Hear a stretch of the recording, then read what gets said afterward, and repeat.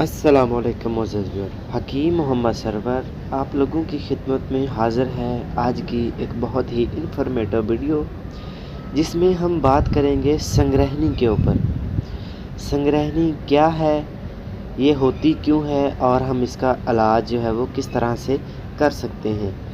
मुअज़्ज़ज़ viewer, संग्रहणी कहते हैं अगर खाने के फ़ौरन बाद जो आपको पखाना आ जाए या पखाने की हाजत हो जाए, कच्चा खाना आता है तो उसको संग्रहणी कहते हैं। हम इसका इलाज किस तरह से कर सकते हैं आज की वीडियो में आपके साथ डिटेल के साथ शेयर किया जाएगा। तो अगर आप मेरे चैनल पर नए हैं तो मेरे चैनल को सब्सक्राइब ज़रूर कर लें और बेल नोटिफिकेशन को भी ऑन कर लें ताकि मैं जब भी वीडियो अपलोड करूं उसका नोटिफिकेशन जो है वो आप तक पहुंच सके। तो नुस्खा आपके सामने मौजूद है। अभी एक एक चीज़ की आपको पहचान करवाता हूँ, मकदार बताता हूँ और खाने का तरीक़ाकार बता देता हूँ। अगर आप भी खुदा न खास्ता संग्रहणी का शिकार हैं तो बेहतर हो जाएगा इंशाल्लाह।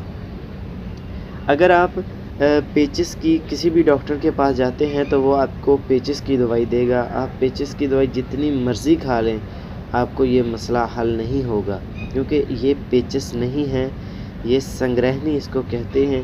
अगर खाना खाने के फ़ौरन बाद जो है वो कच्चा पखाना आपको आ जाए या बार बार पखाना आए, ये सब जो है वो अलामात संग्रहणी की हैं। अगर खुदा न खास्ता आपको है तो आपको ये नुस्खा इस्तेमाल करना चाहिए। इंशाअल्लाह अल्लाह के फज़ल व करम से 98% जो है वो आपका मसला हल कर देगा। ये अभी चीज़ों के साथ आपको डिटेल बता देता हूँ। वीडियो को स्टार्ट करते हैं। ये पहले मैंने ली है जी नुस्खे में दारचीनी। आप किसी चीज़ के साथ इसको नोट कर लिया करें पेज के ऊपर मकदार के साथ, और पंसारी की शॉप से ये तमाम चीज़ें आपको अवेलेबल हो जाएंगी, आप ले सकते हैं। दूसरे नंबर पे जो मैंने चीज़ ली है वो है कौड़सक।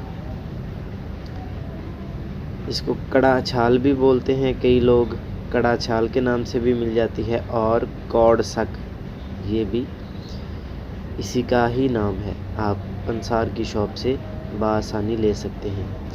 अगली जो चीज़ जो मैंने ली है वो है बेलगिरी। बेलगिरी इसको काठू भी कहते हैं, काठू, और असल नाम इसका है बेलगिरी। आप किसी भी नाम से पंसारी की शॉप से ले सकते हैं इसको। नेक्स्ट जो चीज़ है जी वो है लौंग। जो आम अपने खाने में मसाले में इस्तेमाल करते हैं ये वही लौंग हैं।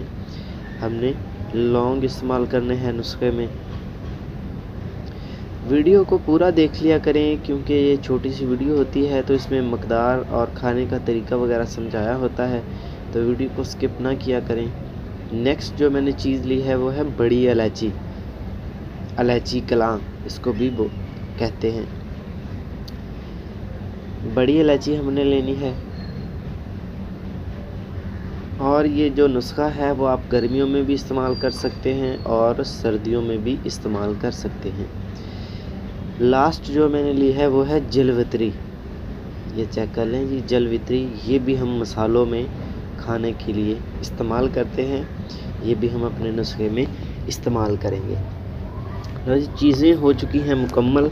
अभी आपको इनकी खाने की बनाने की डिटेल जो है वो बता देता हूँ। ये तमाम चीज़ें जो है वो आपने हम वज़न लेनी है। हम वज़न से मुराद कि अगर आपने कोई एक चीज़ 1 तोला ली है तो सारी चीज़ें ही आप 1-1 तोला लेंगे। अगर हर चीज़ आप 1-1 तोला ले रहे हैं तो आप तमाम चीज़ें 1-1 तोला ही लें। अगर आप ज़्यादा बनाना चाहते हैं तो 2-2 तोले कर लें। तो हम वज़न आपने चीज़ें लेनी है जितनी भी मकदार लें। पंसारी की शॉप से इसका अच्छी तरह जो है वो सफ़ूफ़ बना लें। सफ़ूफ़ बनाकर ये मैं आपके सामने सफ़ूफ़ बनाकर इसका ले आया हूँ। ये ऐसा सफ़ूफ़ बन के आपके सामने आ जाएगा। और ये मैंने लिए हैं 1000 mg वाले कैप्सूल। आपने इसकी मकदार याद रखें, ज़्यादा इस्तेमाल नहीं करनी दवाई की। मकदार जितनी 1000 mg वाले कैप्सूल में जाती है उतनी मकदार आपने खानी है। ये देख लें जी, ये कैप्सूल है 1000 mg वाले। मैंने इसको बहुत ज़्यादा नरम हाथ से दवाई इसमें भरी है, सख्त हाथ से नहीं भरी। अगर सख्त हाथ में भरेंगे तो 1000 mg वाले कैप्सूल में भी ज़्यादा चली जाएगी दवाई।